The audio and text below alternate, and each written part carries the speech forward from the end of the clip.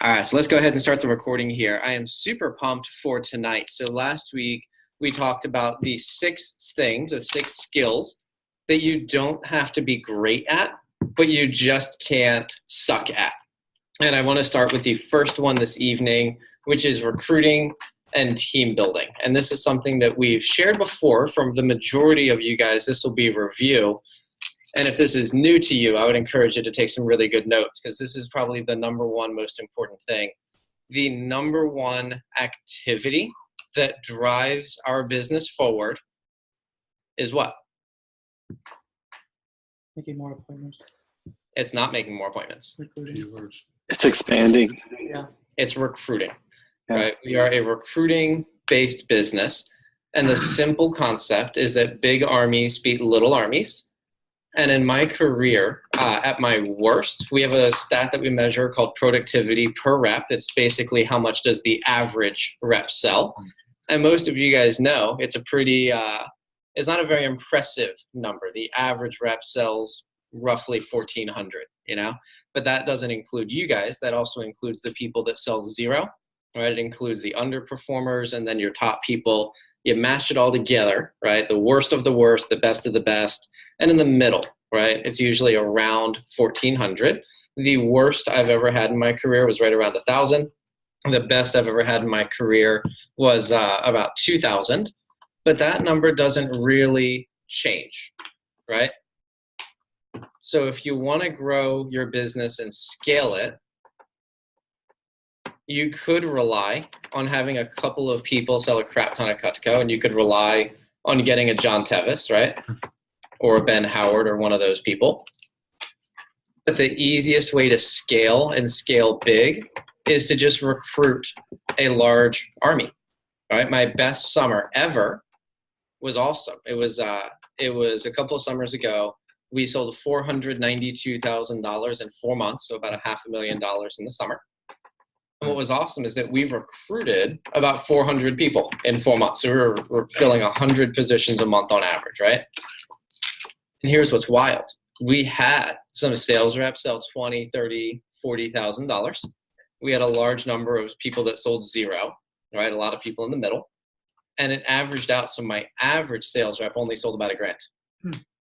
Right? So the best summer ever wasn't the same summer that my average rep sold the most. My best summer ever was the one that we recruited the most, right? And there's a couple of reasons for that. Number one is, like I said already, big armies beat little armies. Number 2 is that you give yourself the most chances to find the high performers. If you look at any successful business owner, even Sir Richard Branson, he says, I don't consider myself lucky, but the more, and this is paraphrasing, it's not an exact quote, but he says, the more shots I take or the more things I do, the luckier I tend to get, and if you only recruit 10 people, I hope that one of them is a big producer, right? But if you recruit 400, I would be shocked and surprised if a couple of them weren't big producers. Does that make sense? Mm-hmm. All right. So recruiting is the number one skill. And if you want to, if for a new office, right, a branch or a district, if you want to ensure that you have a big summer, the way to guarantee it is that you recruit yourself a village, right? For the veteran offices and for Landon and Nick as the lead assistant managers here, if you want to make sure your team sells a lot, it's not about necessarily having great PDI conversations. That is a component. But if you want to make sure you're adding a lot of fresh blood on the team. And in the process of adding fresh blood, they'll go out and sell, and you give yourself more shots at getting the big shippers, right? Mm-hmm. So I want to walk you through a couple of the keys to big recruitment, and then I have a surprise bonus for you guys at the end. Mm-hmm. Cool? Mm-hmm. This bonus, by the way, cost me $365 to be able to provide for you. And I was thinking as I was getting ready for this, when should I provide it? And I'll do it at the end. Yeah. So first thing is I want to start with the Facebook Jumpstart program. And I want you guys to understand how important this program is, right? Kevin's been asking me for months, like, well, how do I get better at social media? Do I need to be on Snapchat? Do I need to be on this? Like, what do I need to, right? And I was like, dude, we have a program for it, right? I was like, you don't need to do anything that's not part of the program. By the way, you don't need to do anything that's not already part of the program. For as much as I love Ty Lopez, his career Cutco sales are zero, right? But the Facebook Jumpstart program, it works. Just to give you an idea, last year in Bryce's office, they launched 10 people. What's interesting is that the 10 people that he recruited from social media only sold $8,800. But the PRs that he got from that sold another 93,000. And so Bryce Zemer was the number 11 branch manager in the entire vector marketing universe last year. 6 figures worth of business were a direct result of what he did on Facebook. Yeah. By the way, 2 of those people, 4 of them got over Dirty 30. 2 of them are management candidates. All right. Kayla launched 8, and those 8 people sold $28,000, and 2 of them are management candidates. So that was a quarter of her entire summer was directly off of Facebook. Okay. In the Rockville team, they launched 14 Facebook recruits. Those 14 sold $53,000 alone. I wasn't able to separate out how much their PRs generated. So I couldn't tell you exactly because I got PRs from all different sources. But I know for certain that when you factor in the direct recruits plus their PRs, it was at 100% over 6 figures. And then in our office, we completely dropped the ball with social media. And I had 2 assistant managers that were in charge of it. They did not execute the program. And we recruited 1 person from Facebook. Okay. So this is a huge area of opportunity in our business, and why Kate and I wanted to make sure you guys get on this immediately, simultaneously with week 1 of the spring semester, was we simply, for those that executed on it, they can't afford to not execute on it again this year. And for those that didn't execute on it, they can't afford to not execute on it a second year in a row. So this program is priority number 1. All right, getting all over the Facebook Jumpstart program. I want to ask you guys, what were some of your takeaways or things that you learned from simply watching the first module on profile mastery? Oh, so one thing that I learned from Andrew Belonga, he's like one of the branch managers that ran a couple years ago, is that when he was Facebook, you know how you try to add more people on your friends list, or you send friend requests. One thing that he said was that sometimes, like the best recruits, sometimes they just don't friend you back. So one of the things that he did in order to get them as a friend, he unfriended them and then friend requested them again, and he changed his picture. So then they thought it was like someone else, and then that helped him get to them. Yeah, That's awesome. I love it. Good. That's so cool. What else did you guys get from it?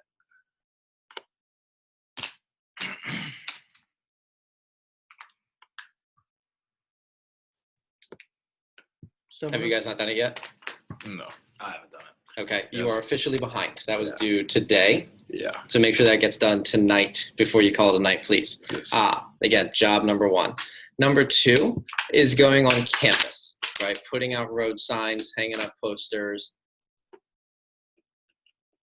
We're going to introduce a new thing for the managers here called clipboarding. I'm going to run an entire workshop on this next week for those of you that are coming back to my office in the summer. We will teach you this over spring break, and again when you come home after finals for the summer. But one of the things that we were looking at, and Kevin can vouch for this because he was doing it with us in November and December, was the active advertising, right? The active advertising, we are on campus nonstop. You guys know last week before I went out to 10X, I drove all the way out to Salisbury, right? 4 hours just in the car, not including the 4 hours physically on campus. And I was looking over the results. By the way, we do it in the winter. We do the same level of work, and it sucks because it's cold outside. And I was looking at our results from last summer. And in the Rockville office, the Baltimore office, and my office, we all combined forces. And we were physically we physically had a preference at every single campus in the entire state of Maryland. And the Rockville office added 0 people to their team from it last summer. Right? In my office, we also added 0 people to our team from it last summer.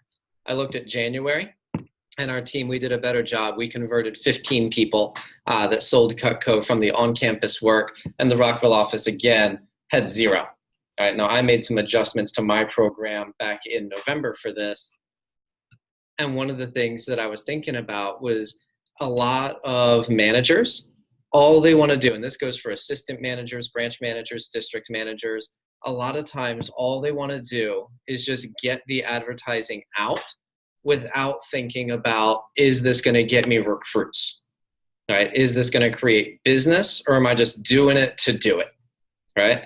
The honest truth is, especially for new managers, a lot of them just don't do it. Even Bryce last summer, by the way, he had 0 campus recruits to his team last summer. He never put his advertising out. He paid money. He bought with his own dollars posters and business cards and road signs.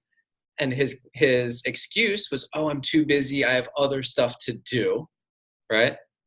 But what he didn't realize is that not only did he pay for the material and not use it, spent about $2,000, by the way, right, out of pocket on the material and never used it, but also he had an opportunity cost of all the recruits he could have created by putting out the material. Does that make sense? And then the second component of that, and I confess that last summer, all of the district managers, we were kind of checked out to a degree, like, man, we don't want to do this. It's not fun to do. It's one of those things that's, it's not the most enjoyable process. And so we all did it, but not with the mindset of, I'm going to do this to create recruits. We did it with the mindset of, I'm just going to get it done and be done with it. And so we ended up spending the money. We spent the time and the energy, the driving.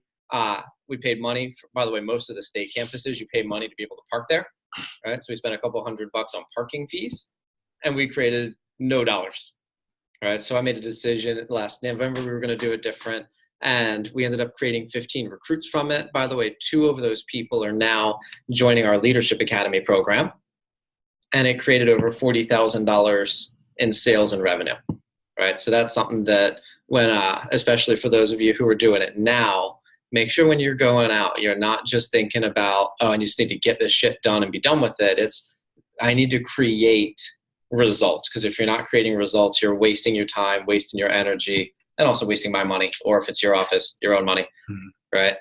So the campus, we need to execute. And when I introduce clipboarding, I'll give you the high level overview right now, is that we're going to be on campus anyway. We're just going to have a clipboard where people can sign their name on it, just like the powwow signups. And we're just going to walk up to people and say, hey, are you looking for work possibly?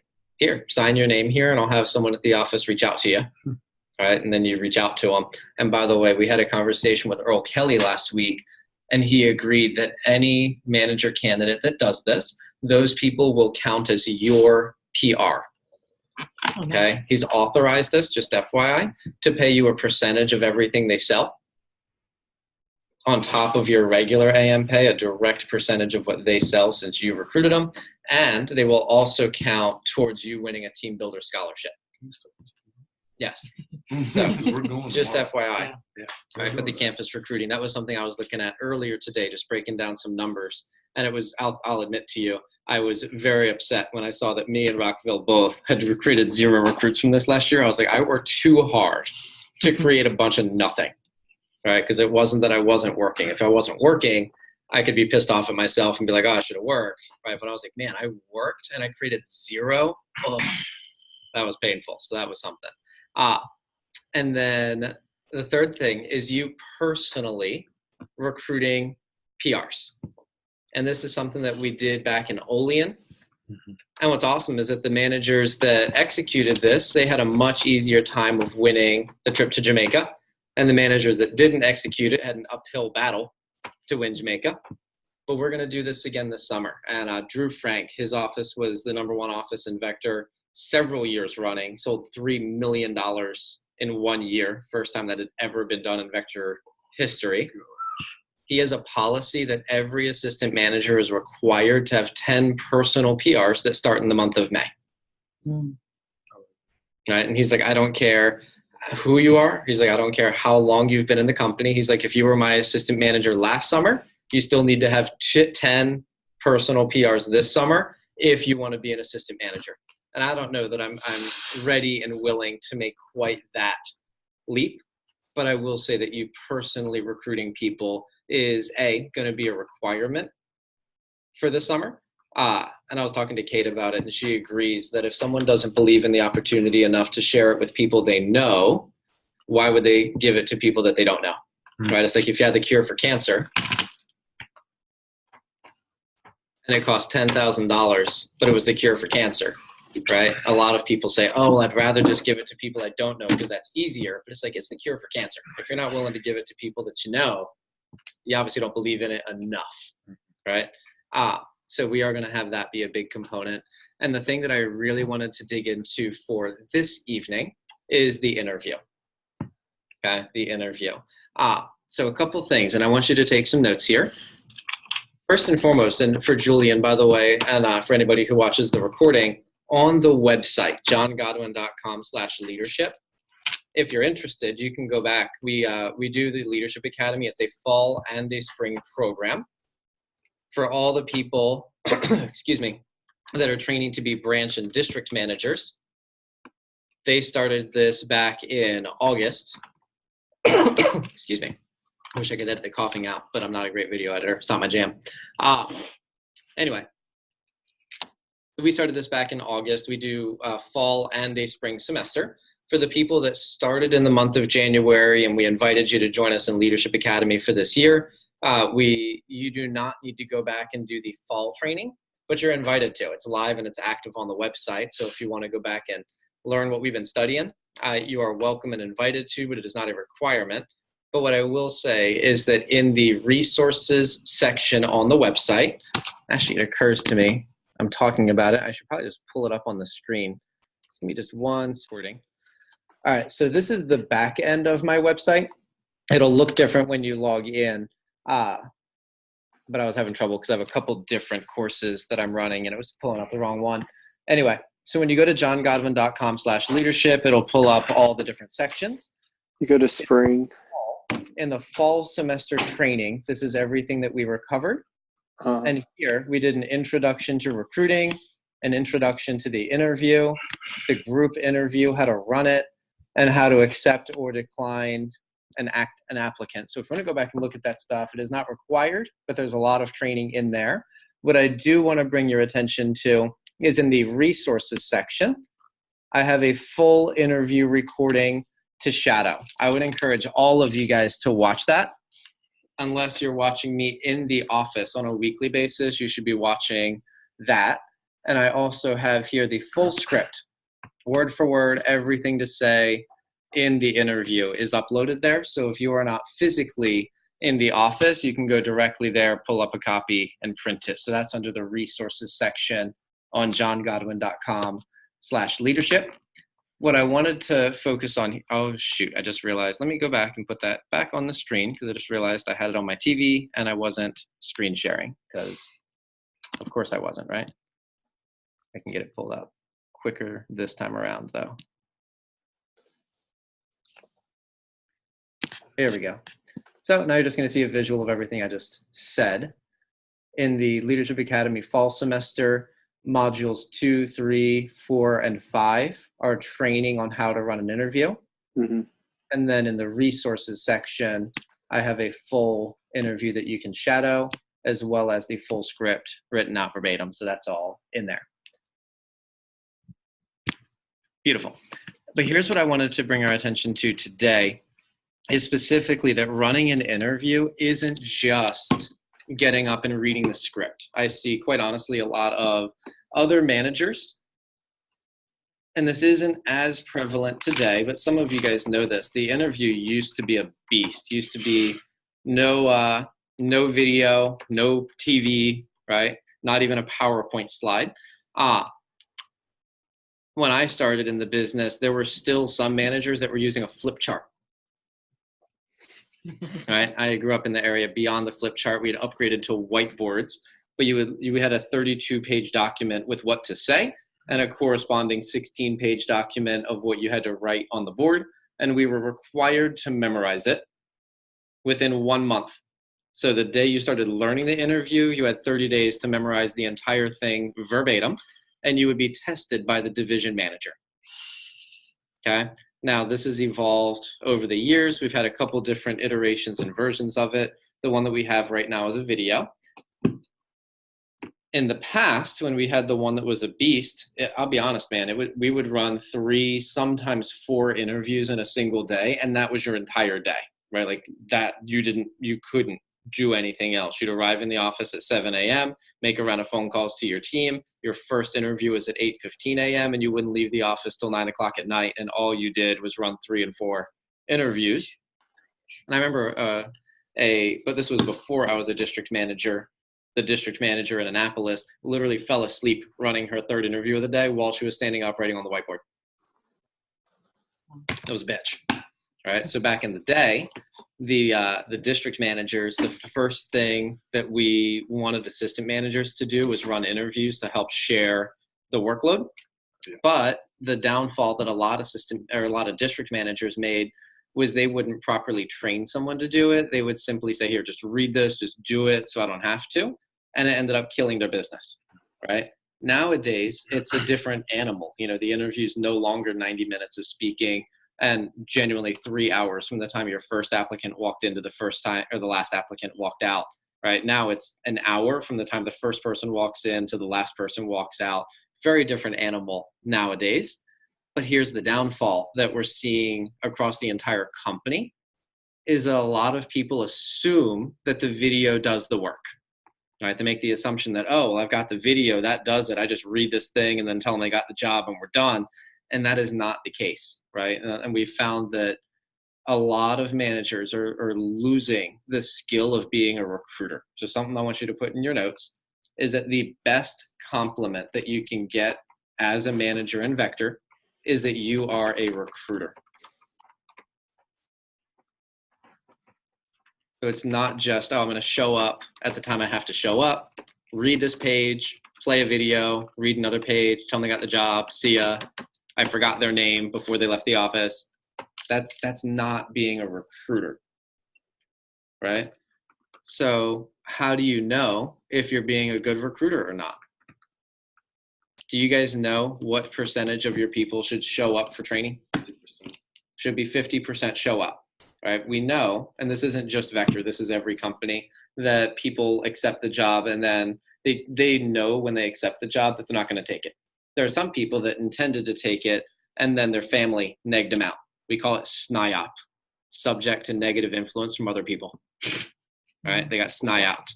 Their mom was like, you're going to sell what? SNIOP, subject to negative influence from other people. We also know that life happens. Some people just, they can't get a ride, babysitter fell through, college class got changed, coach wouldn't let them out, whatever. We know that life happens. So you're not responsible for getting 100% to show up, but you are responsible for getting 50% to show up. Does that make sense? Right? If you're less than 40%, your interview is broke. So what do we do to get more people? Because like for me, I had one person show up, but 6 people today. Yeah. Not to the interview, from the interview to training. Yes. Okay. Now getting them to show up to the interview is a different skill, but I'm focusing right now on the training interview itself, right? If you ran the interview, then 50% should show back up to do the training. Okay. Right? So there's a couple things that you can do. And by the way, so Kevin and I were at the 10X conference last week. This weekend, I came in here this morning when I knew that nobody else would be here. And I was like, I just want to look in the office and see how it looks. All right. And I'll tell you a couple of my observations, right? Number one, the recruiter has to dress for success. You never, ever, ever, ever, ever want an applicant to show up more impressive than you. Right? That means full suit with a tie every time.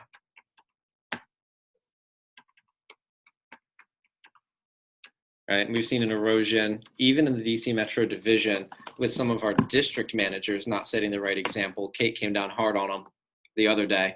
But she was like, man, the more you let yourself cut corners, your people will start cutting corners. B, you're not going to get the best people, right? There's no way that if someone comes into the interview and they're a 10, if you're at a 6, you can run the interview. Doesn't mean they're going to be working for you. Does that make sense? All right. So you got to be dressed for success. Number 2, by the way, pro tip for gentlemen, don't wear white socks with dress clothes. I hate people that do that. You I know. Yeah, So White did I. Sox automatically say casual, just FYI, right? You want black, or you can do like cutesy designs. You can get socks for like $8, right? But you don't want to wear white socks with dress shoes. You got to be early, right? We tell the applicants to show up 15 minutes early, which means if they have a 3 o'clock interview, we're telling them to show up at 2:45. So at 2:45, what needs to already be happening? Clipboards, video up. Yeah, like the office is open, the room is completely ready for the interview, clipboards are up and the whole 9 yards, which means if the office needs to be fully ready for the interview by 2:45, what time does the manager need to be in the office getting ready? I'd say 140. Like 45 to 30 minutes early. I say 30 minutes early. Okay. Right? I say 30 minutes early. Now, back in the day, we used to have managers show up an hour early. I was also showing up an hour early for the 3-hour interview marathon, right? Yeah, it's a lot. Life is different. But I would say honestly, by the way, I will say this. In the Annapolis area, we are not metro accessible, so no one takes the metro or the buses, right? In a metro town like a Rockville, like a Baltimore, like a PG County, I'm sure a couple of our branch offices, but they do need to show up an hour early because with the bus schedules, right? So, yeah, you might have people show up an hour early. But in a town like this, I think 30 minutes is enough as long as you're coming in being intentional, not like, oh, yeah, I'm going to walk in the office, hang out until someone shows up, right? But I'm going to get here and I'm going to prepare for the interview so that when the first applicant walks in, we're ready to roll, right? Ready for business. I think another big one is being mentally prepared. And I've seen a lot of the assistant managers, especially, not putting themselves mentally in the game before they interview. What does mentally prepared look like? Number one, your phone's got to be off, right? You do your reminder texts in the morning, but before the interview, that phone's got to be off. You don't want people pulling you out of your bubble.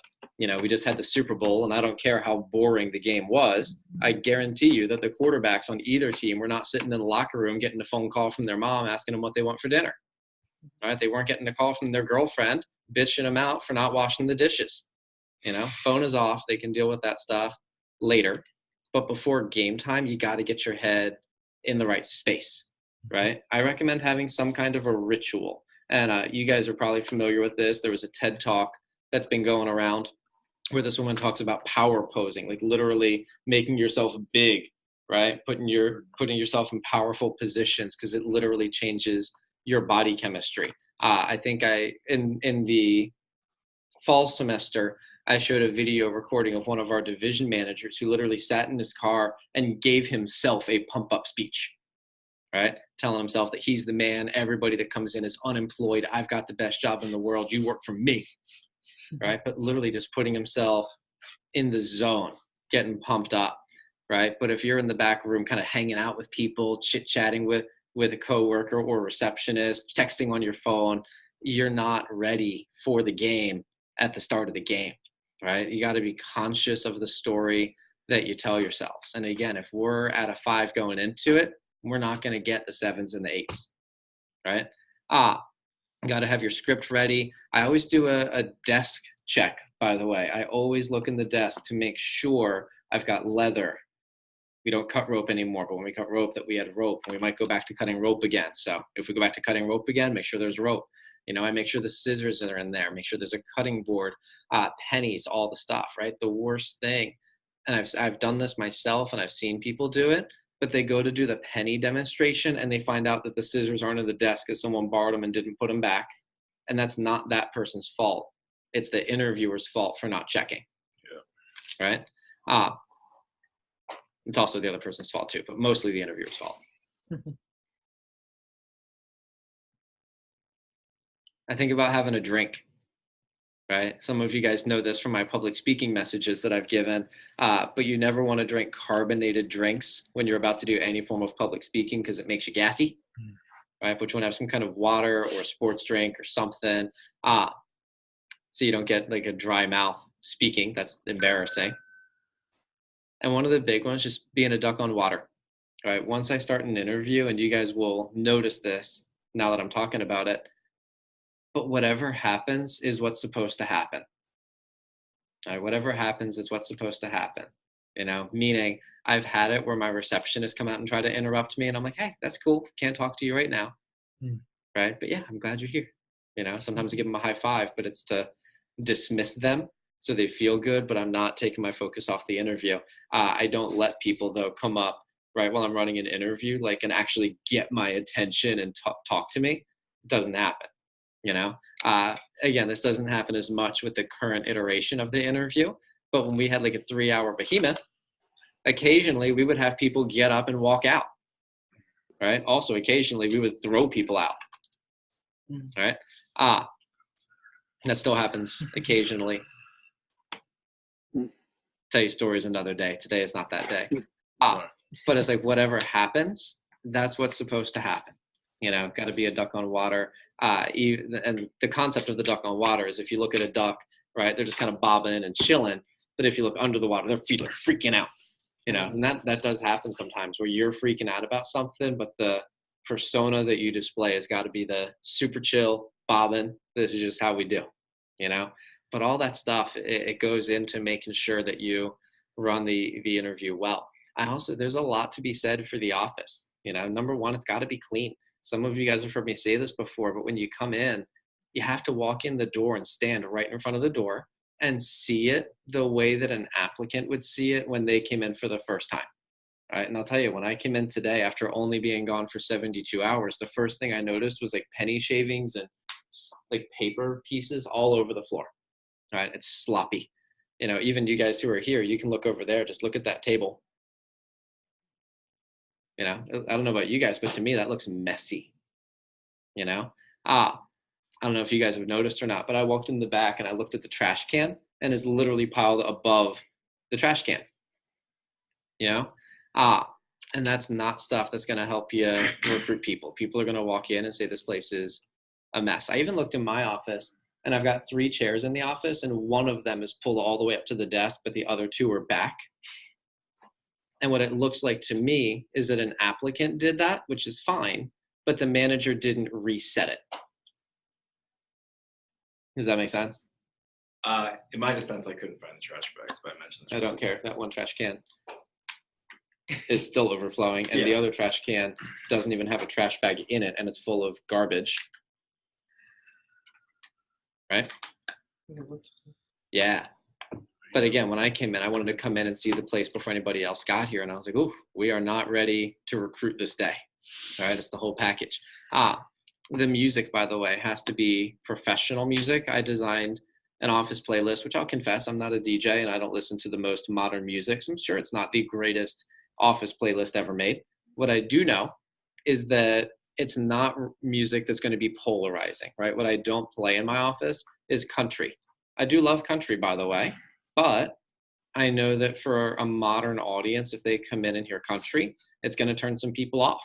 Right? I also don't play rap and hip hop in my office for the same exact reason. Even at the conference, we had actually, just if you're interested, Snoop Dogg gave the opening conference for the first day, and then Little John came out and did the opening concert for the second day.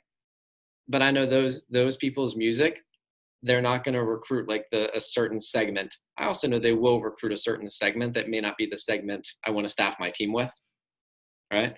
So I typically, if you notice it, it's mostly classic rock. It's mostly low-key, chill stuff. And I work a little bit of house music in there so that every now and then you get someone who's like, oh, this is cool, right? But 80% of it is classic rock and on the chiller side. And I avoid the stuff where the themes are sex or drugs.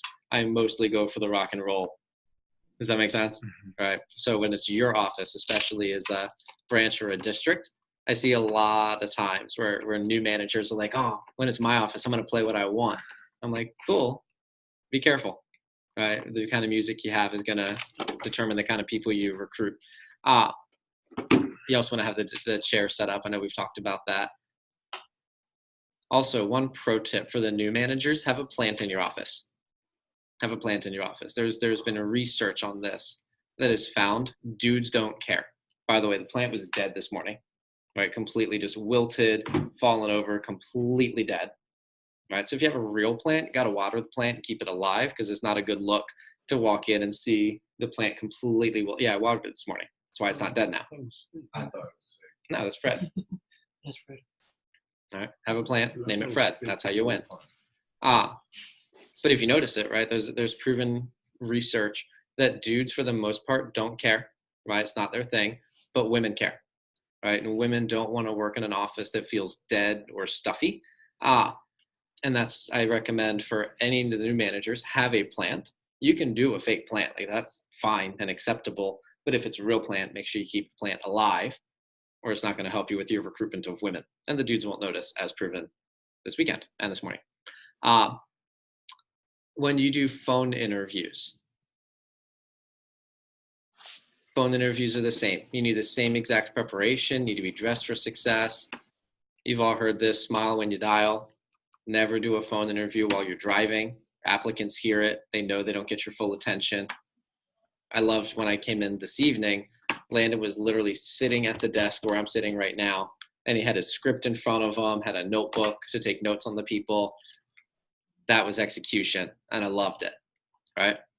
But again, the interview, that is your number one thing as a manager. And one thing that you may want to take in your notes is that the interview is to a manager what a demo is to a sales rep.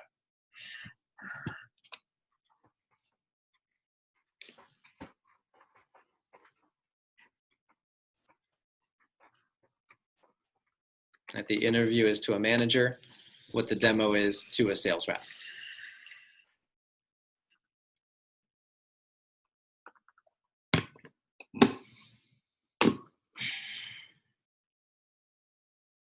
And then just a couple of miscellaneous tips that will help you with your show. So one of them is sending the reminder text the day of the interview. Up until recently, I've been doing all of them every day. Excuse me, because especially during the Jamaica push, I run every single interview, right? And then after the Jamaica push ended, the assistant manager started running more of them. And there started to get a little confusion. Like someone would say, oh, I did my interview reminders, right? But they didn't do all of the interview reminders, or some managers forgot, and then someone would like step in last minute, like, oh, I'll do it and help out, which I appreciate. But something that we should really get on the same page of is that one person, probably the person who has the first interview of the day, just does all of the reminders for all of the interviews for the day, just so they get done. Yeah. Right. One thing I do is we use the Sideline app so we don't give out our cell phone number to applicants. But one thing I do is I just change the name, because it comes from the same number no matter what. Right. But I'll do my interviews and be like, oh, so this is John Godwin, blah, blah, blah, blah, blah. And then I'll send the exact same text, but I just say, hey, this is Kevin Garcia. They don't know it's coming from me. Yeah, I always copy and paste yours. And it's not my cell phone number. But either way, so we should have whoever runs the first interview of the day should just do all the reminders for the day. It doesn't matter how many people are in there. It takes less than 10 minutes. One of the keys for the phone interview, by the way, is actually, I'll pull this up and put it on the screen as well, so it's visual. And for the new managers, when you officially get promoted, you will have access to this website. But Vector Live is the equivalent of what Vector Connect is for a sales rep. It's the management recruiting website. I go under here. So under recruiting, I pull up the interviews, and I'm going to pull up the phone interview for this evening. I know. Now, at first glance, if this person, they have 0 check marks for show or qualified. What that tells you is that they have not even, so when we schedule the interview, they get put in here, and they automatically get an email and a text message saying, go here to get a job description and fill out an application. What this means when they have 0 checks is that they didn't even click the link. And I open up a new tab with her name. It pulls up her info. I scroll down to the bottom, and this part is blank. So that is correct. She didn't click the link. And I have the reminder text. They're all scripted. And again, for Julian and Beth and the others that watch the recording, I have a binder that has all of the scripts. You won't have to make any of this up or figure it out. Like it'll literally be handed to you. Like this is how you do it. For the assistant managers in the office, just make sure that you're using the binder, you know? But for someone that didn't look at it, actually I need to go back and open up her thing again. I do two things. I send her the text, and I also click this button that says resend confirmation email, and it sends her the link again, right? Chances are that if we sent it 3 days ago, that it got buried, so she wouldn't know how to find it. She wouldn't know to search vector, you know, in her inbox. So she probably won't see it again, but if I resend, it shows up at the top of her email list, right? So I'm like, check it in your email. She pulls up her email. It's right at the top. Boom. Pull down here. So go back to my list here. Second thing, if they have one check, that means that they did click the link, but they did not complete the application. I'll come back to that one. If they have two checks, that generally means that they did complete the application. So I'm going to show you what this looks like first if I click on a completed one. Bless you. Bless you. And right here, this is actually pretty cool. So when they go through the link, it'll show them the exact same videos that we show in the in-office interview, but it breaks it up, right? And it'll ask them to fill in questions and answers about themselves. There's 17 total, but this here, it says 13, and it says, tell me about a work experience that impacted you. And the next question depends on how they respond. If they say, I've never had a job before, they get question 14. If they say something, they go to question 15 or 16. The majority of people have had a job, so they can say, oh, let me tell you about it, and they go 17. But either way, you're never going to see someone who's got 13, 14, 15, 16, and 17. It's always 13 and then one last one. Does that make sense? Mm-hmm. Right? So that's what you're looking for. And what's nice is you can look at this and see their answers. So this one says, what's your impression of your product? I believe it's a brilliant idea because you're physically interacting with a customer so you can receive positive or negative feedback. For a company that does not sell in stores and delivers to your doorstep is amazing. Let's say a chef is catering at a hotel but does not have time to buy kitchen supplies. That's where Cutco steps in and solves the chef problem. Cutco cuts out the stress of driving to various stores for quality knives. This one here, how did you grow? I'll never forget the time I had to ask this girl on a date. I'm not going to read that entire thing. But based on what they put in there, A, you can use that in the interview, right? Because they're giving you information and telling you, here's what you can talk to me about to recruit me, right? The same way customers give you objections, they're telling you how to sell to them, right? But if they did not complete all of the steps, I'll send them the same exact text. They didn't complete it, and I resend the confirmation email. Are you tracking with me so far? Mm-hmm. So now let me go back, and I'll show you one of the ones that only has the one check. I'll do Deja.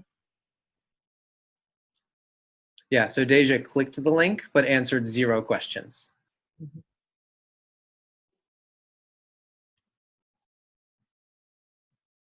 Perfect. So Artist I was confused. answered question 1 and question 2 and then quit. Yeah. Right? And that could be anything. Maybe his phone rang and he forgot to open it back up again. Maybe he had to go to the bathroom and forgot. Maybe he just decided he wasn't. We don't know. All right. So I send the text that they need to complete it, Yeah. and I resend the confirmation email. Does this all make sense? Yeah. That's just one of the nuances with the phone interview.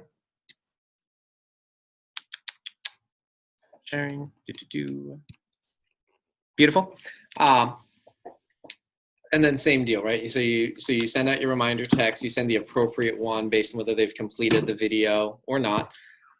You do have to open up all of them and check. Oh, that's what I was going to tell you. So it's supposed to populate the 2 check marks if they've completed it and 1 check mark if they've done anything else, but it's not always accurate. So don't assume. I always open up every single one. And it's as simple as just scrolling down to see if they've answered 17 questions or fewer than that, right? But always open up every single one. Don't rely on the checkmark system. It's pretty good, but it's not perfect. And we have had people slip through the cracks just by not looking. When you're conducting the interview, talked about being in a professional spot, dress for success, whole 9 yards. One of the keys for the phone interview is answering their questions professionally. And this is one it's hard for me to script. I've got everything else scripted, but part of it is that their questions can be anywhere. You know, they can ask you to clarify pay, they can ask you to clarify referrals, they could ask anything. And it's hard to script out that, but you have to be prepared for them, right? So the way I look at it is the same as when a customer gives an objection, it's a buying signal. When they're asking questions, they're telling you, like, I'm interested. You know, if I weren't interested, I wouldn't bother asking, you know?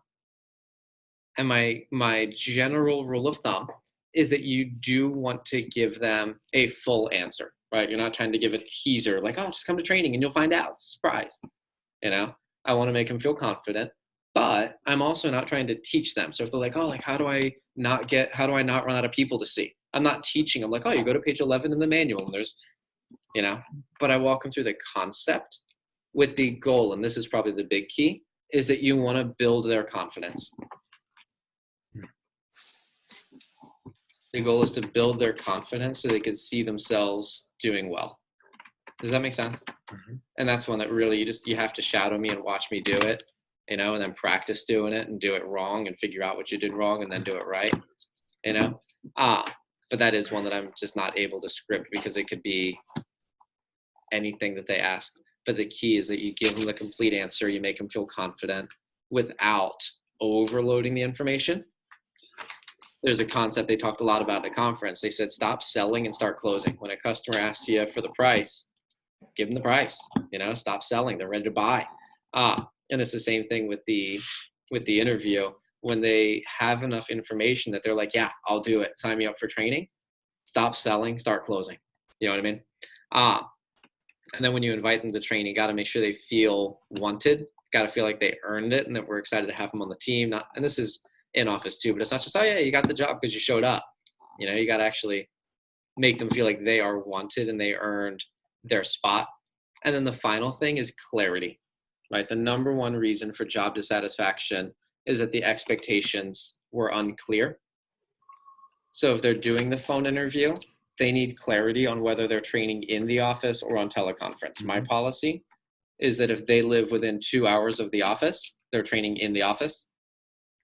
If they live outside of that, they're training on teleconference.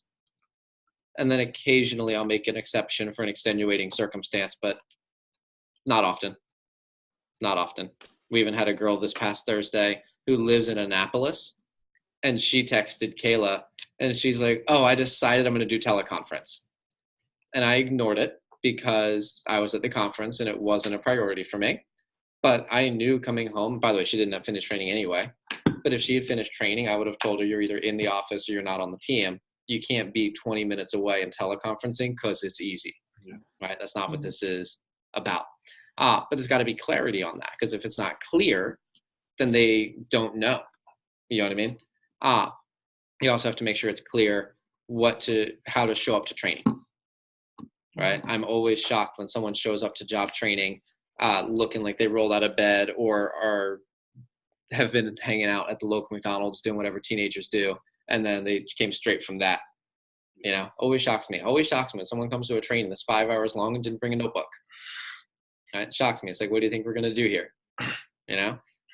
And the worst is when they show up to training without people to call, because I kick them out of training.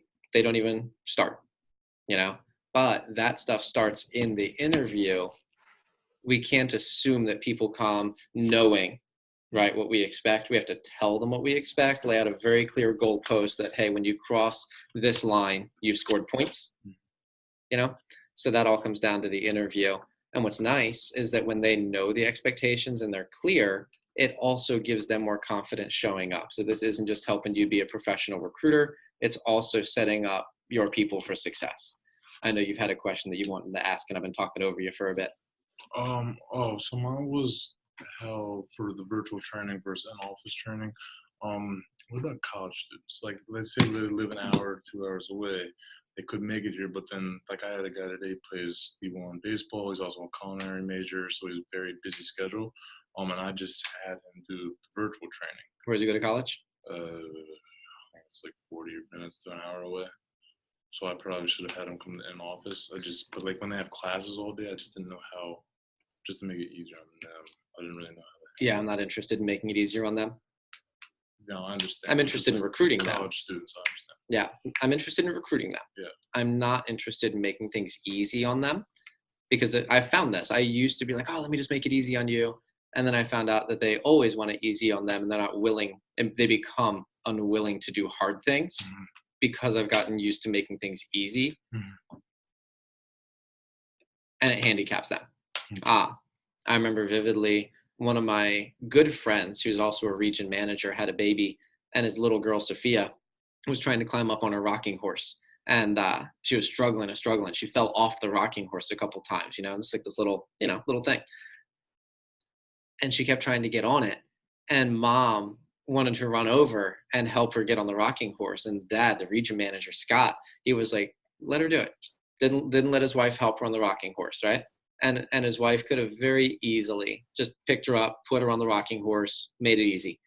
But she struggled and she struggled, and she finally got on the rocking horse. And he said, number one, the pure joy that you could see in her face from not even just being on the rocking horse, but having made it on the rocking horse was amazing.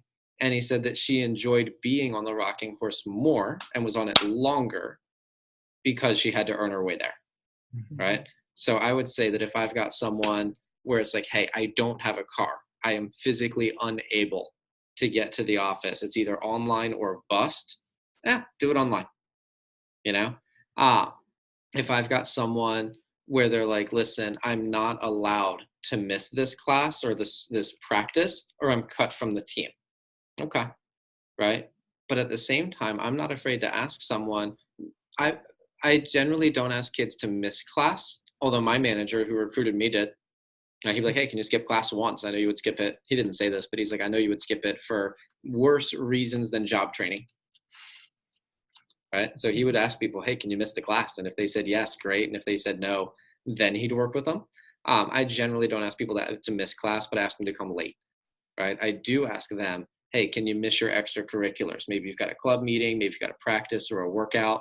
I'm not going to ask you that all the time, but could you miss it one time for job training? Right? And if the answer is no, then you find a way to work with them. But I do ask. So I know that was a very roundabout answer, but I hope that answers your question. Yeah, it does. Thank you. Yeah. And then the last thing is ending the interview. The interview is not over until all the PRs are entered in Vector Live.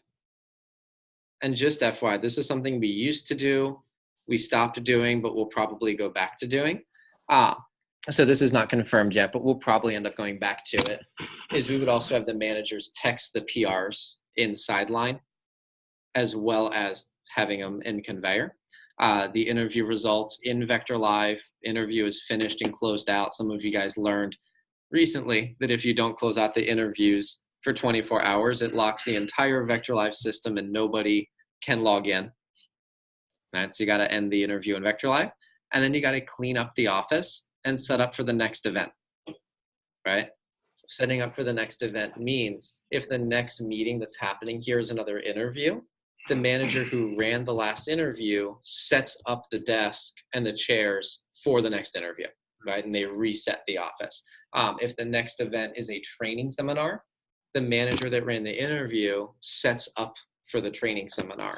If the next thing is advanced training or a PSP meeting or a team meeting, the manager that ran the interview pulls out all of the handouts, sets up the chairs, sets everything out.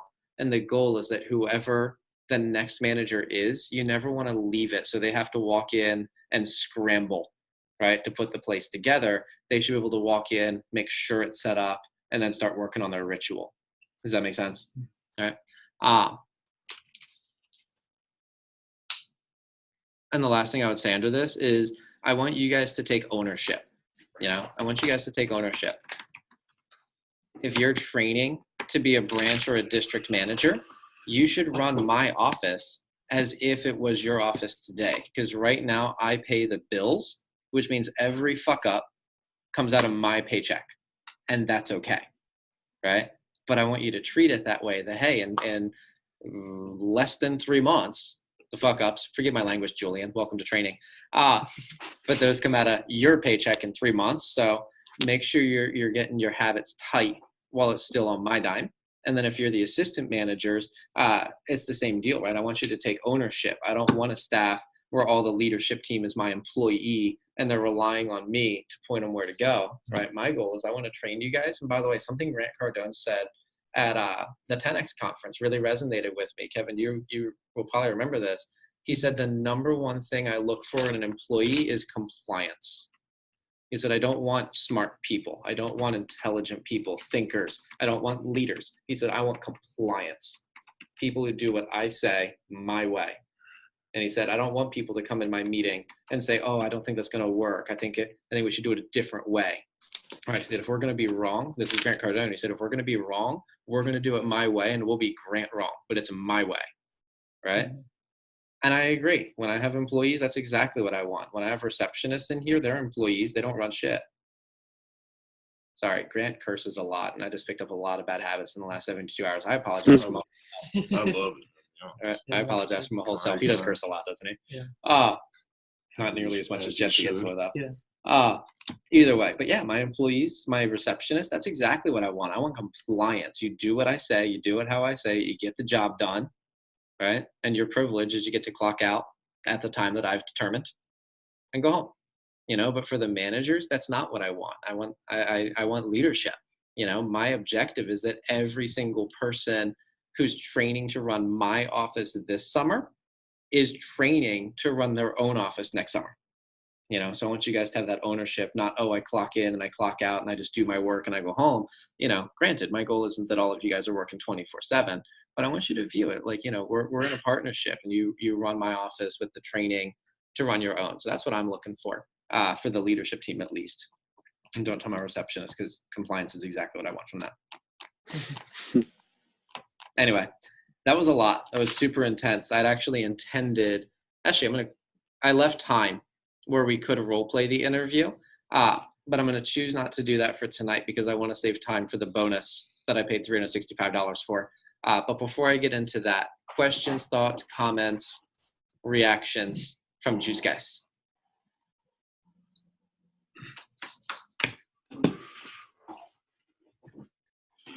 Julian, I'll pick on you because I know this is your first time even doing this with us. I'm glad you're here. What are some of the things that are standing out or resonating for you? So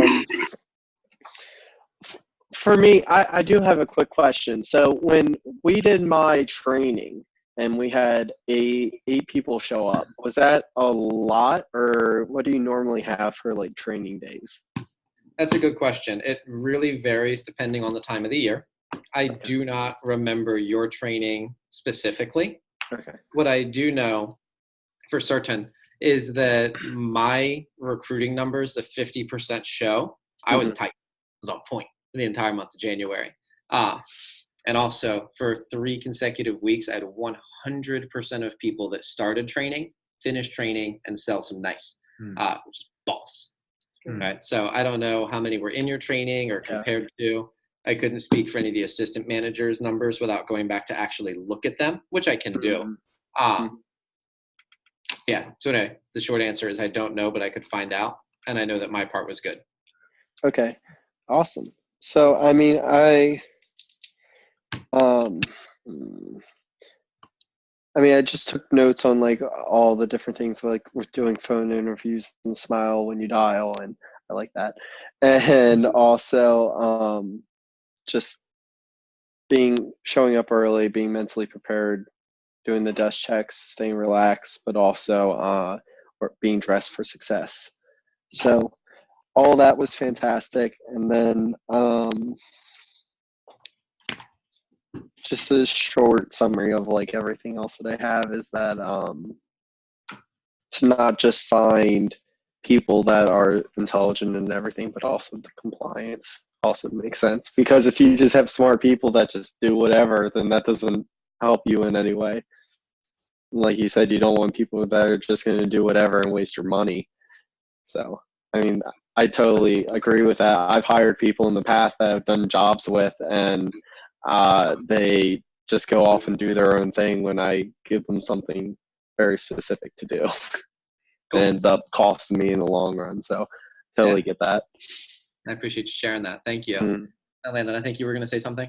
Oh yeah, so the biggest thing for me is, well, one, just I love the Leadership Academy just because it helps me fine tune things that I forget or I miss. For example, the phone interview, 2 key things that I was missing, and I'm upset, but tomorrow I'm going to kill it, and I'm not going to do this again. Is people that haven't done the application, I was not resending them the emails, so now I know, and now I'm going to do that. And then the second thing is the training, the remote. And I was just literally just having people do remotes because so now I know, and now I'm gonna figure that out and do better with that. So I love it. Again, fine tuning the little things that you forget. So that's Love what it. I love about it. So Cool. Thank you for sharing. Here's what I want to wrap up with. I'm going to ask Julian if you don't mind turning off your camera, and I'm going to turn off mine as well, just so that when I share my screen, we don't show up on there for the recording at least. So one of the highlights at this conference, I mentioned at the beginning, I love this conference. This was my second one. I signed up for this one at the last one. And last year when I went, I got the cheap seats, spent $95 for my ticket, still ended up spending $10,000 in the total experience, but the ticket was $95, and it was so worthwhile. Yeah, Kevin spent a lot of dollars and didn't even buy anything. Right. Yeah, we get spoiled by these Vector conferences, man. $245, and it includes getting there, hotel, food. That is not the case with any conference. It's not Vector. yeah, I don't even know the numbers. I know for sure that we spent $138 and some change each to share an Airbnb. We had 5 people in there. Yeah. Right. Kevin had the air mattress, which was awesome. We spent another, I know I alone spent about $120 on Ubers. I don't know about Carissa or Kim or Kevin. I know food, man. I don't even probably $300. $300 easy. I spent $180 on food. Easy. Where'd you guys? It's a stadium. You pay Yeah. stadium Oh, you prices. meant at the stadium. Yeah. Okay.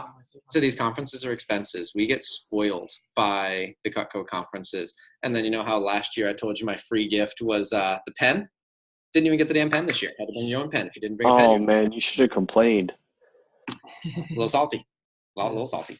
But either way, what I'm saying is that these conferences are so worth it that I spent that money last year, and I went into this one and I spent more. Right, I bought the floor seat this year because I wanted to be closer to the stage. I was also paying for access. We had behind the stage access with the speakers. I got a chance. I didn't get to meet Grant himself. He got to spend about $25,000 for that. But I did get to meet his wife, his youngest daughter, and his hiring manager, which was probably the most valuable one. And then I also got to network and generated one sale on the spot. And I've got 25 people to follow up for sales, which I'm really, really pumped about. Wow. So I paid a lot of the money, not for sitting closer to the stage. I paid the money to access the people that I wanted to access. Yeah. By the way, Grant Cotto spent $60,000 to get access to Damon John. Right, and Damon John's been a speaker at all 3 of his events in 3 years. But $60,000 was what it cost to get close to Damon John. I'm not working on that yet. Yeah. Either way, all of this to say, I invested a lot of money into the event. It was incredibly valuable. And one of the speakers was John Maxwell. If you guys are unfamiliar with John Maxwell, he's widely regarded as the world's #1 Leadership. That's not what I'm looking for. Growth. The #1, I'm going to use guru. It's the wrong word, but I'll use guru for lack of the right one, on leadership. He's written 82, now 83 books. He's got one coming out tomorrow that I already have a signed copy of. Right? And he gave us a 75-minute message on leadership at this event, which, man, I took the second most notes on that one, which was incredible. And then he was also selling. And one thing I love about this conference is that every person sells at the event, which means every single speaker is also pitching you to buy their product. Another thing we don't do at Vector conferences. And I knew going in, there was one product I was definitely going to buy. I wasn't planning on buying anything else, but John Maxwell's offer was so compelling that I bought his deal. And it was access to do coaching with him, which is really, really exciting. He created a digital course. It's 365 days of leadership lessons. and he charged $365 for it. So it's basically $1 a day for 1 year access. Yeah, it's lit.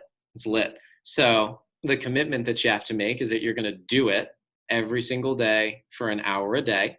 And I did my hour earlier, but as I was watching this is the first module that I watched, but I was like, man, this is so good. I'm going to take the last little bit of our Leadership Academy tonight to share with you guys. Is that an okay way to end? Mm-hmm. Just to confirm for Becky and Julian, you can see what's on the screen should show John Maxwell standing at a podium. Yes. Yeah.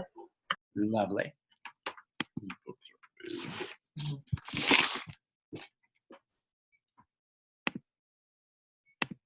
And play. Oh, I need to rewind it. Noted. And play. Oh, I thought I had this all teed up and ready to go. Maybe if I refresh the page. Ah. Can you guys hear it okay? Yes. I'm delighted today to talk to you about some of the laws of leadership. And the first one I want to talk to you about is truly the first one I should talk to you about. Now, there are 15 of them, but you have to understand there's one that I think is foundational for the other 14.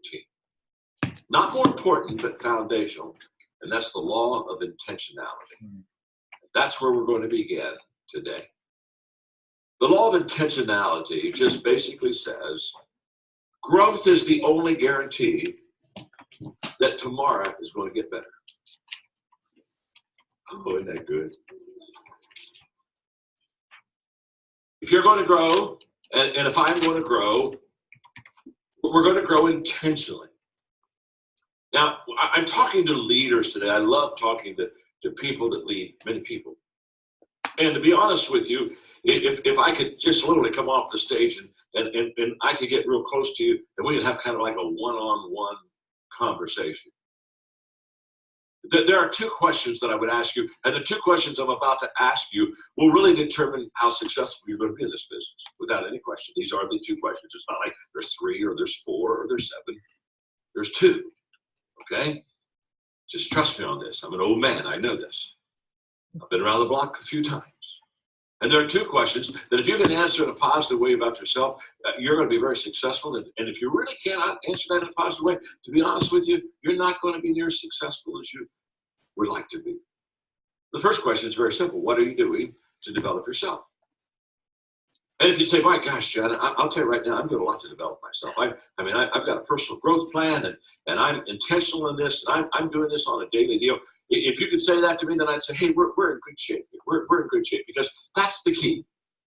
You know, what are you doing to develop yourself? And by the way, the reason that's first is not because you want to be selfish. It's kind of like almost a selfish question versus, well, why do I start with myself? The reason you start with yourself is because you cannot give what you do not have. So you better start with yourself. Because if you're leading others and have nothing to give them, nothing to share with them, nothing to teach them, then I can promise you, you'll never be what you want to be as a leader. And I can promise you that after 40 years of personal growth, the secret of any success, if I've had any success at all, the secret of that success has been personal growth in my life. And growth has literally placed me where I am. So what are you doing to develop yourself? It's a huge question. And the 15 laws of personal growth, basically these laws are all about developing yourself and developing the second question, what are you doing to develop others? You see, on the first question, you're foundational for your future. The second question is all about compounding, multiplication. That's where you build a huge business, when you know how to develop other people. And what we have to understand about the law of intentionality is that you cannot develop yourself and you cannot develop your people unless you're intentional. And I discovered that in my 20s when I sat down and had breakfast with a guy named Kurt Kampmeyer at the Holiday Inn in Lancaster, Ohio, and he asked me the question, John, do you have a plan for personal growth in your life? Didn't have a plan. Didn't know I was supposed to have a plan. Nobody ever told me I was supposed to have a plan. I graduated. I was working hard, doing my very best to reach my potential. But nobody ever walked in my life until Kurt Kampmeyer did and said, John, do you have a plan for personal growth in your life? And I didn't have one. I was embarrassed. I thought back then I had to have answers. And so I acted as if I did. And that didn't really work very long. I was kind of like a plane circling an airfield trying to come in for a landing. Finally, I just shut up and landed at that point. And he looked at me, and I'll never forget. He said, "You don't have a plan, do you?" And I said, "No, I don't have a plan." Then he said to me, "John, growth is not automatic. If you're going to have to grow, you're going to have to grow on purpose." That day, my life has changed. What Kurt was saying is, if you're going to grow, you have to be intentional. I mean, it starts with me. So look at the person you're seated beside, and just say that this will kind of be like a get acquainted type of thing. Just look at him and say, "You really need to improve." Go ahead. You really need to improve. You really. Stop eating for me.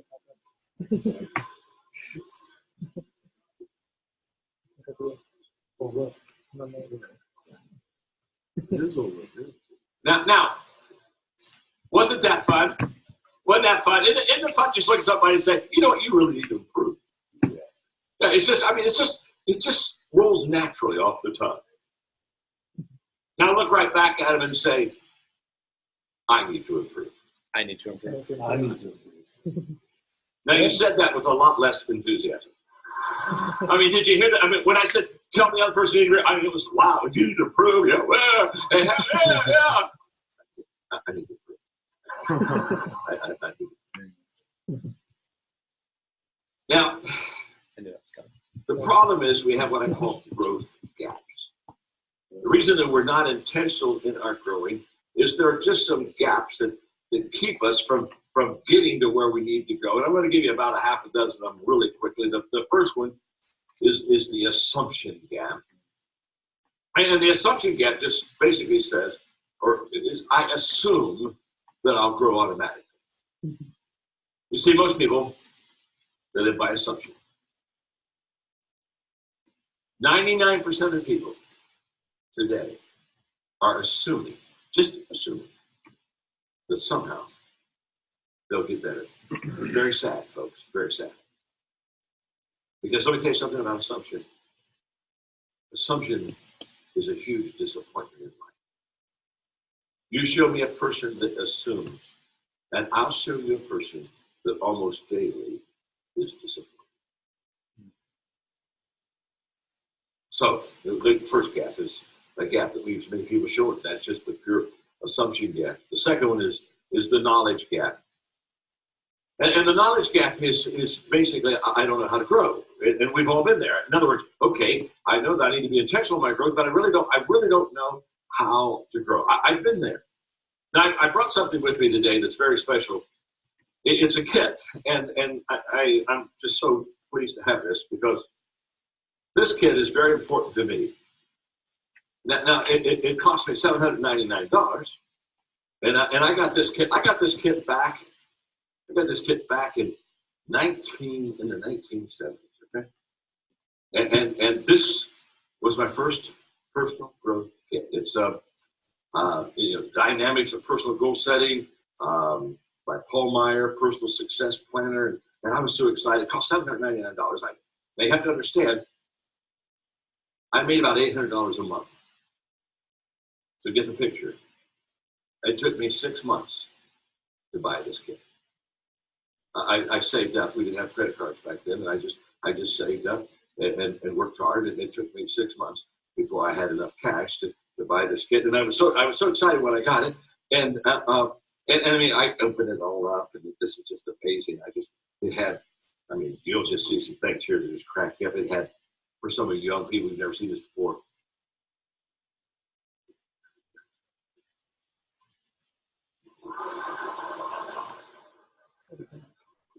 You don't know what it is? They're called cassette tapes. And I remember taking the first cassette tape out, putting it on my little cassette player, opening this up. Oh my gosh, this was so wonderful. That wasn't. They had page by page plans. I went to plans to listen to tapes, listen to tapes, go to plans, listen to tapes. This is my first growth experience. And the ROI on this $799 kit,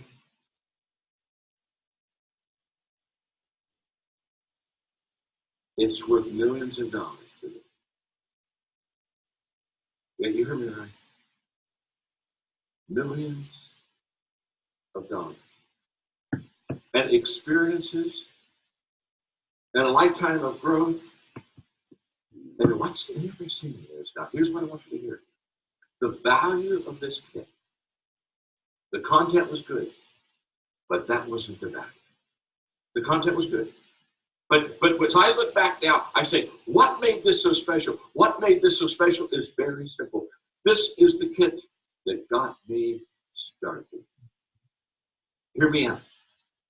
The value of what you do for people is not so much what you give to them as much as it challenges them to get started. Getting started is absolutely the key to life. And by the time I finished going through this personal growth kit, by the time that was all finished, I had 6 months of day in, day out, personal growth. And what it did is it developed a habit in my life. And by the time I finished with that kit, now I'm used to spending time every day in personal growth. It got me started. I mean, this is worth this whole lesson if you could just get this. The reason I'm so passionate about personal growth is personal growth keeps me prepared. In other words, if I'm continually growing, I continue developing myself, and I'm continually learning, and I'm continually doing new things and going to another step higher. Can I tell you what that is? That constant growth is the preparation for the opportunity. So when the opportunity comes, here's the way. You don't go into an opportunity, you grow into an opportunity. And so I'm passionate about personal growth because for that person who says, wow, I had an opportunity, I wasn't ready. If you're growing, you're always ready. Because after I intentionally started growing, I made a commitment to grow as a leader. I started writing, I became an author. I developed growth resources for other people. I founded my first company. I began training conferences. Everything I can think of that has ever been good in my life was a result of the fact that I started personal growth in my life. I know I'm known for leadership. I understand that.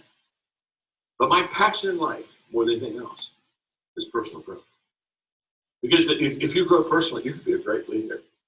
But if you don't grow personally, you can't be a good leader. Everything in life that you're ever going to want is based upon your ability to develop yourself. So Kurt Kampmeyer said, John, you can't just accidentally grow. You got to grow on purpose. And so I started. And I got to thinking yesterday when I was getting ready to kind of my last preparation for this lesson, I got started. And guess what? When I got started, let me tell you what I didn't have. I didn't have experience. I didn't have knowledge. I did not have a model. I did not have a mentor. I did not have a plan. I did not have a fellow traveler. I did not have resources. I did not have money. I did not have a growth environment. But I got started. You don't stop or not start because of what you don't have. You don't start because you don't realize yet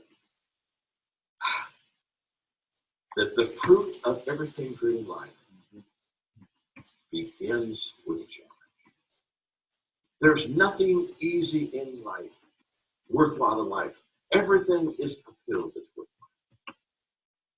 And it's not going to come to you, and it's not going to fall in your lap, and it's not going to be something that, oh my God, it just was so simple. It's always going to be difficult. So how do we go from growth doesn't just happen to making growth happen? Now, here's the practice, and you just don't want to miss this because I'm going to give you some stuff right now. This is pure gold, okay? This is so good, I hardly want to give it to you. And the reason I hardly want to give it to you is because it's so good, I don't want you to misuse it. So look at the person you're sitting beside and just say, take notes and don't mess up. Take notes and don't mess up. Take notes and don't mess up. Okay. I'm going to give you an intentional growth plan right now. It's just so simple. Let's go. Okay, here's my intentional growth plan. Number one, make a commitment to intentionally grow. That's where it starts. You say, well, John, that seems really simple. Make a commitment to intentionally grow. Guess what? It's really simple. But can I tell you something? When Kurt Kampmeyer looked across that breakfast table and told me that if I was going to grow, I was going to grow on purpose. And I looked at him and I said, I'm going to start growing on purpose. Something happened within me. Something happened within me that just changed my life. It was just a simple commitment. Nothing that I thought at that time was going to change my life, but it was just a simple commitment. I'm going to grow. I'm going to grow intentionally. And it starts there. I want everyone for yourself, for the people that you lead, make that commitment to intentionally grow. Number two, make that commitment public. A commitment that is not public is worthless. Because let me tell you something. We all have a tendency to stray. We all have a tendency to give up. We all have a tendency to get off course. Come on. But the moment that we start making it public, I can remember I couldn't afford that kit that I showed you. And I said, can you give me 30 minutes? And I lived where we were having our breakfast was close to the house. I said, I've got to show this. I got to take this and show it to Margaret. And I said, I ran home and I got to the kitchen table. I said, we can't afford this. It's $799. And we can't afford it. And so I've got to take it right back. But I just want to show you what we're going to save our money for. And we got it all out and got those cassettes out and we looked at the material real quickly and I put it back in the box and I went back there. But then I told my friends, I began telling my friends, guess what? I've made a commitment to personally grow. There's something beautiful about a shared commitment. A shared commitment becomes a strong commitment. Number three, identify the areas that you want to grow personally in. Identify them. In other words, sit down and say, okay, where am I going to grow specifically? Now, I'm going to help you here. When you start identifying the areas that you're going to grow in, it should be at least 2 and no more than 5. 5's probably a little heavy, but it has to be at least 2. You say, well, how about just focusing on 1? Let me tell you why. You want to grow in an area of choice and you want to grow in an area of skill. So that's 2. So when I talk about an area of choice, I'm talking about maybe your attitude. That's a choice, isn't it? So I want to grow in an area of choice. Maybe it's discipline. And I want to grow in an area of skill. So for me, I started off with attitude and speaking because I was speaking. I was a pastor. I want to be a better communicator. So I said, okay, speaking, that's a skill. I'm going to work on that. I'm going to work on my attitude. So identify what are the 2 areas at least that you're going to grow in. And then number 4, invest 1 hour a day in those 2 areas. Every day, including Sundays. Every day, 7 days, 7/24, every day. Okay. And when you spend that hour, I'm going to even tell you how to spend the hour. You spend the hour this way. Here's the way it works. Preparation, practice, reflection. Preparation, practice, reflection. Preparation, practice, reflection. Preparation, practice, reflection. You do it every day. Whether it's your choice or whether it's your skill. You prepare a little bit, practice a little bit, reflect a little bit. Every day. You're going to find this is just huge for your life. Now, while I was doing all of that preparation, practice, reflection, while I was doing all that on my speaking, I was starting to go observe communicators. And when I would listen to somebody speak, I wouldn't listen too much about what the subject was. It really didn't matter. I asked myself one question the whole time I would listen to them speak. And the question was, are they connecting with their audience? And I would write down if they were not connecting, why they were not, and if they were connecting, why they weren't.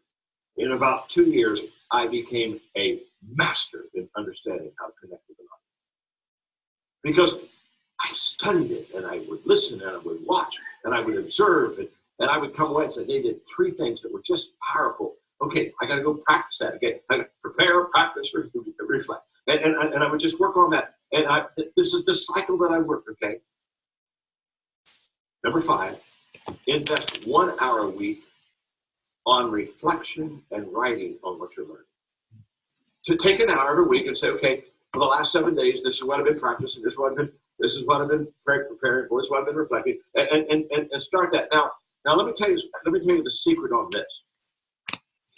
Because I'm kind of now talking about writing. I'm talking about maybe journaling a little bit. Let me tell you something. Don't try to journal a lot. Start with jotting. Jot before you journal. See, I jot every day. I don't journal every day, but I jot every day. 4 or 5 words. Oh my gosh, they're just mental kicks for me. Okay, and then at the end of the week, you may have like 12 jots down. You with me? And you go get those jots, and you say, okay, now I'm going to spend 35 minutes. I'm going to start writing. What did that mean to me? Just jot and then journal. And then number 7, this is huge. No, I'm sorry. And then number 6, share your growth with someone. Every week, find somebody that you can share your growth with. And let me tell you how this works.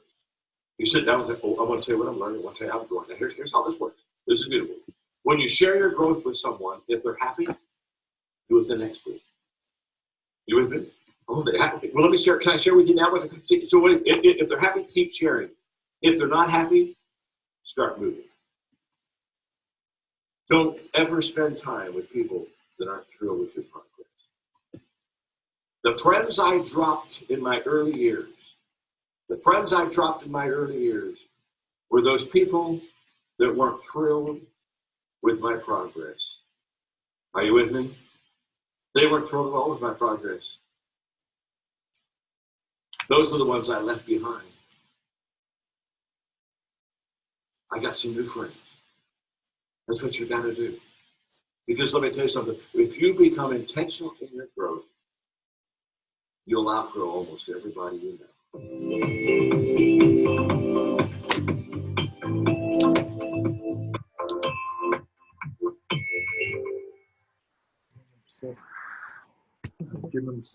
Got to tune it again tomorrow. Oh, I want to know the rest of them. Yeah, right? I know. You guys enjoy that? I did.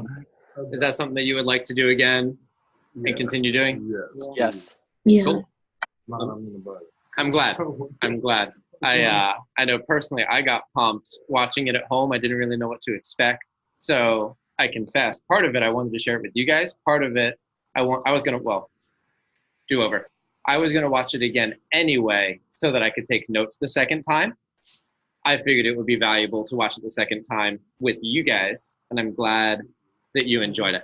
So that said, that is everything I've got for this evening. So I appreciate you guys. I will upload the recording of this to the website tonight, so it'll be loaded up. And the one thing I would encourage is, again, if you are in the office, work on your recruitment skills, be intentional and aware of what you're doing and how it's perceived by the people you're talking to. And I'd encourage you to keep shadowing live interviews. And for those of you who are not in the office, like I said at the beginning, you are welcome to go back and look at the stuff we covered back in the fall semester. But if not, at a bare minimum, go on the website, watch the recording of the interview that I saved, and also check out the script on there. And then I will see you guys again same time next week. Cool? Awesome. And then I'll talk to you guys on our calls tomorrow, Wednesday. So have a wonderful night, and I'll talk to you guys soon. All right. Thank you. Bye. Good night. See you guys.